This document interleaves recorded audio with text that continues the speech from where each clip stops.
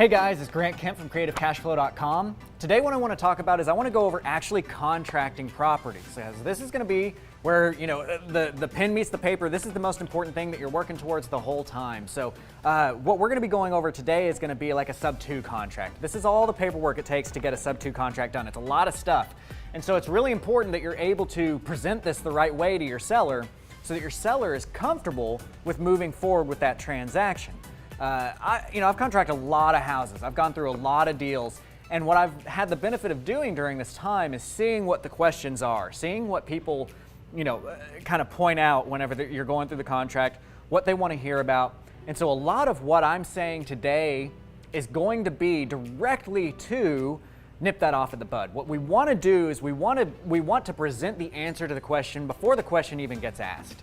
That way people feel really comfortable about what's going on. Whenever you do ask them, hey, do you have any more questions? We want to get a no, and we want to get a genuine no out of them, okay? And if you have any inkling that that no is not genuine, you've got to start asking those open-ended questions again. What? Why? Why?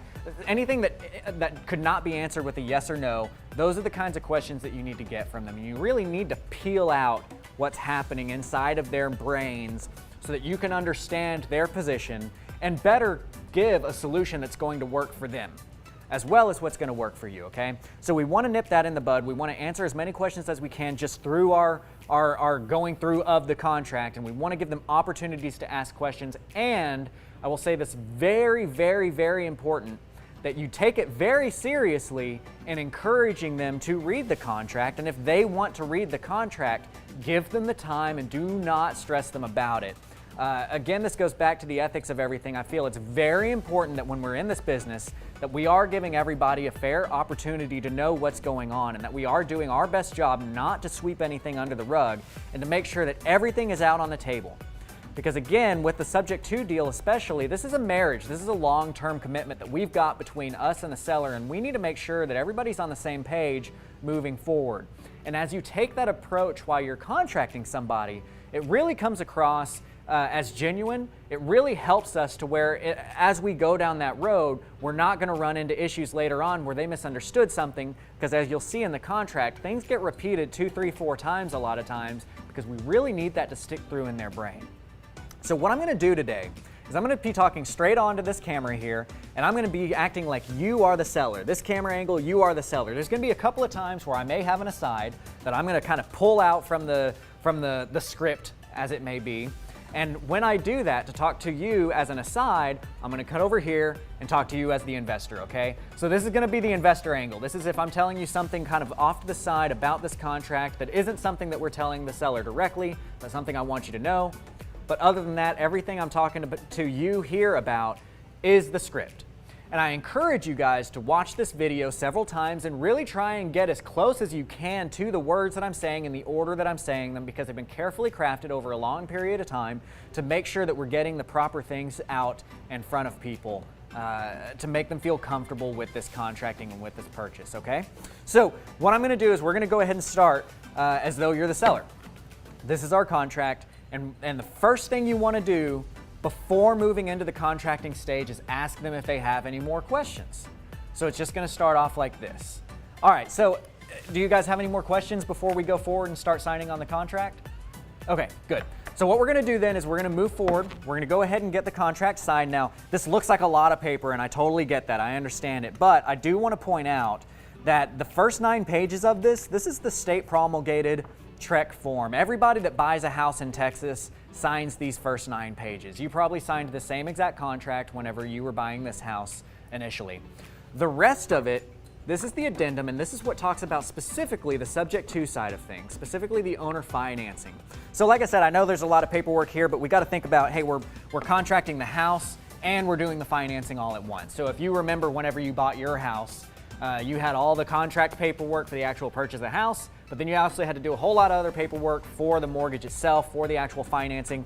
We're getting both of those done in one fell swoop with this. All right, so do you have any other questions? Okay, cool.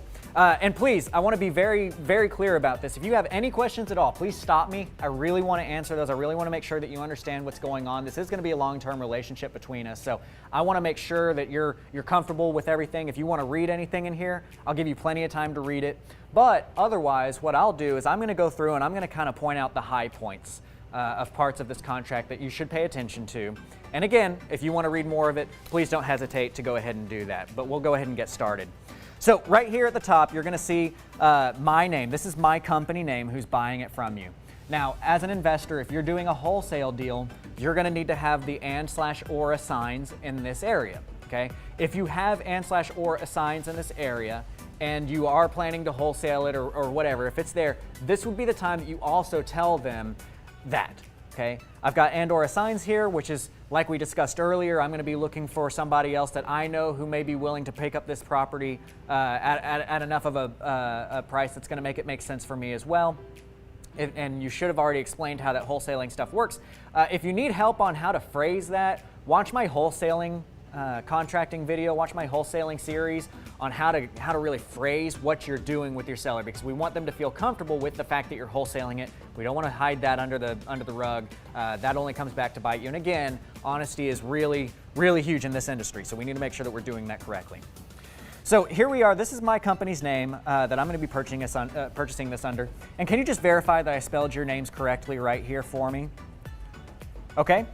This right here, this is the property address. Now, this is our legal description. This is everything from the tax, DCAD and everything that says lot block, whatever. And your address is listed right here. Down here, we have our sales price. Now, what you can see in this sales price is that we're going to be paying, and this is where you put in whatever amounts that you're paying here. So I haven't filled this contract out. It's blank. I'm just going to throw some random numbers in. Like we're buying it for a total of $100,000. We've got a $10,000 back payments that we have to pay to catch up this loan.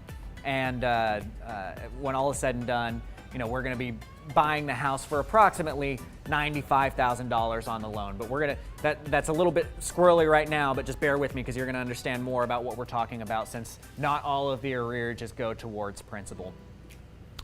So as we talked about before, I'm going to be purchasing the house for $100,000. Okay, so that's what you see down here at the bottom price here. That's everything that you owe in back payments. Now, we understand that $10,000 of that is, that's everything you owe, back payments and principal. We understand that there's back payments of about $10,000 on this property. So I'm not going to put that right here. I'm actually going to put that as a closing cost, and you're going to see that on the addendum A for me. But we are pointing out the fact that we're purchasing the house for $100,000 total. I'm just going to be taking over on that mortgage that you have and paying on your behalf moving forward. As far as earnest money, I'm going to be depositing $100 with this title company or this law firm right here, so you can know exactly where that's going. And with title policies, when we're doing a subject to property like this, whenever I'm coming in and I'm buying a house and I'm continuing to pay payments on your behalf, I actually don't require you to pay for a title policy for me. Most of the time, the seller in a transaction is responsible for paying for a title policy for the buyer, but we're not going to do that to you because there's already a title policy when you bought your property on that house, on the mortgage that you have. That title policy exists. I'm going to do a title run. I'm going to make sure that everything has transferred hands correctly to make sure that you are the full owner of the property, all that kind of stuff. But I'm not going to require you to pay the extra money for a title policy, so that'll save you a couple grand right there. So with this side, you'll just need to initial down here at the bottom, and then just kind of slide it forward to them. They should have a pen ready to sign. You're going to have them initial right there. I like to take the method of where we're going to walk through each bit of this contract piece by piece and have them sign at the end of each page. Okay, so just initial there. Now we move on to this next page, the survey right here. Now the survey is going to be that thing that kind of looked like a blueprint, and you got this whenever you originally closed on the house. If you don't know what you're looking for with that, if you just have that folder from when you closed on this property, whatever folder you got from your title company, if you could bring that to me, there's going to be 2 or 3 things that I need out of there. The survey is going to be one of them. I'll look for it there. I'm also going to need to cut a copy of the original note and your deed of trust that's in there, but that'll all be in that paper. We can get that at the end here. All I'm getting at with this is that we would like the survey for this property. It's not a requirement since I'm doing the subject to. I don't need that, but if you've got it, all the better, okay? So I'm going to put NA next to this. but if you've got it, all the better.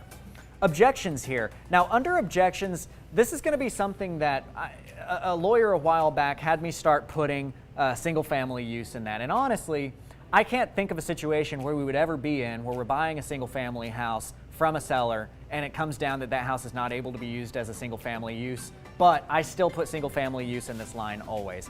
So I will just tell them, on this line, I'm just putting down that I could, if it turns out that this house for whatever reason isn't able to be used as a single family residence, that would give me grounds to be able to back out of this contract. But you and I both understand you're living here as a single family house. Likelihood of that happening is going to be slim to none.